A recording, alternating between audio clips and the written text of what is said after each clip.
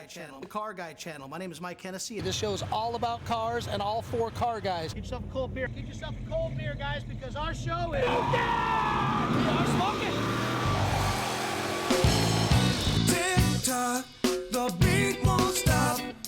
It's always on my mind until I reach the top. Oh, live long and sing my song.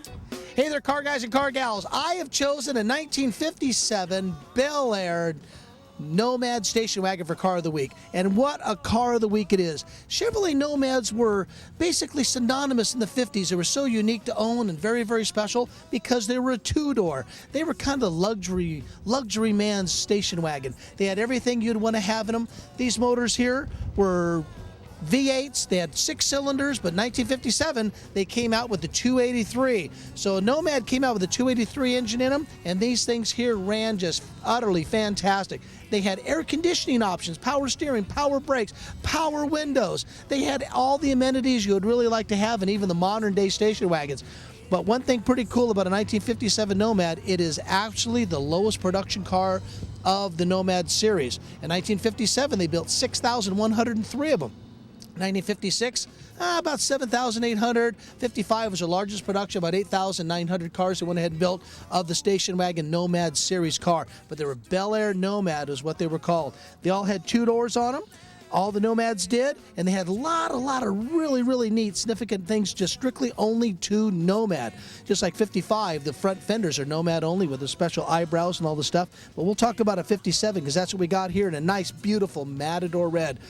Nomad put on these cars hubcaps. Of course, we all know hubcaps, wheel covers, but guys, 57 is the year they started out the spinners. Spinner caps were the pretty big deal, came out in 57. People stole them. There was a lot of them out there, believe me, that was out there. 57, of course, in all the Chevrolet series, they went ahead and put these little airplanes both sides of the hood. Give it a really neat look on the car. A lot of chrome, a lot of stainless on them, and they drove really well. This car here came with factory air conditioning in 57. So we got to look back in time to find out the guy who ordered that car, power windows, power steering, power brakes. This car has all those options on it and an automatic transmission. But we kind of did a few little touches and flavors to this car. Mark wanted to really have it safe for Mo, so we went ahead and installed rack and pinion steering on the car. We did power rack and pinion steering. We went ahead and put in disc brakes on the car, upgraded the transmission to a turbo 350. The difference is how they shift. You know, the early cars had reverse way in the bottom on the turbo 350, which you car guys go, no, it goes right after park. So of course you got to set the shift selector so we know what we're doing when we're shifting. But a lot of you car guys don't select those, but they works good. What's kind of neat about this car, it has all the amenities you need to know. Upgraded alternator, the upgraded power booster with a proportioning valve because you got disc brakes, you got to do a proportioning valve. There's a lot of neat stuff under here. This motor here breathes absolutely fantastic. When I mean breathing fantastic, these are called Power Pack heads. Power Pack was an option that Chevrolet offered in 1955, 6, and 7. Power Pack heads gave the car a little more breathing room and a little more powerful. All Power Pack cars had dual exhaust, and dual exhaust was a big hit. If you notice, we got on here, we have the Elderbrock 4-barrel, an upgraded carburetor, aluminum intake manifold. What a few little things here. Obviously, you're seeing the 2 big fans on the front of the car. These big electric fans operate the air conditioning in it. We upgraded the air conditioning. We kept the same box.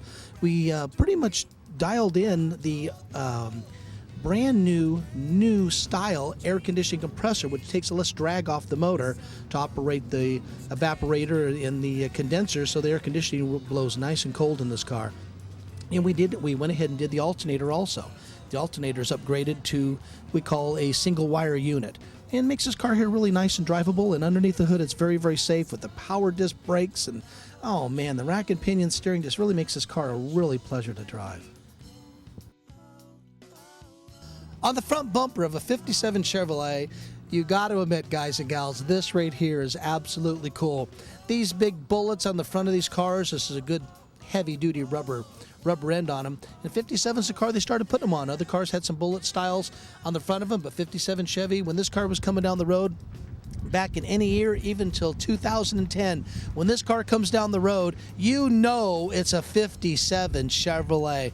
Back in the 50s, you could pick out cars like that. It's just a lot of chrome and really, really cool stuff. And there's some kind of neat, you get some aftermarket items like these right here that have the Chevy bow ties on them. Has a lot of little touches on the car. I think Mark did a pretty good job on putting things together on it and organizing it. And a lot of people, when they want to go custom build these, they go a lot of avenues on it. We've seen Nomads from the very high original to kind of the extreme. We've seen them tubbed in with race and blower motors hanging out of them. But Mark made this car here a real drivable car and really neat to run. Let's take you guys to the inside of this automobile, really where when you sit behind the wheel, you know you're back in some real class and real style. And the way they did these dashes in them, just take a look inside here. The steering wheel in the car, the center console, it's all colored keyed and colored matched. And back in 57, when they had the air conditioning ducts, that's how you tell real quickly from a car if they have air conditioning or not. These right here all had to be installed, and it was a lot of work to put an air conditioning unit in. And they got the dice hanging on the center of the rearview mirror, and power windows in this car here. We got the power window switches. These are a little bit different than the originals, where they're kind of upgraded on the car, made it a little more user friendly. But the door panels, the two-tone colors are just great on the car. And Matador Red is an excellent color. Red and black. I call red and black the colors of Hot San Jose Nights. If you notice our jackets and all our stuff. In the main poster, this vehicle right here is on the right lower corner. If you can see the real big poster of Hot San Jose Nights, this Nomad was the car actually in there. The 1957 Chevrolet Bel Air fins. Only one car and one car only had the stuff like this. 57 Chevrolet is one of the few cars that this right here is done in cartoons, models, and you name it, all over. It's all over the world, and that's probably what makes this car so synonymous and very, very popular, because in Chevrolet line, it's the only line that had something like this wide. But the back of a Nomad always have all the spears on the back of the car. They have 7 spears that go straight up and down, and they were back then, there was a real cast metal. And these aren't stainless, these were casted metal. And to pull down the tailgate on the car, it takes a little bit. Don't want to scratch the paint. And look at the way they trim these things here off. They had all the stainless go over there. This right here is kind of a real hard plastic on it.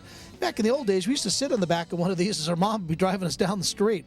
But the car is color keyed, really neat.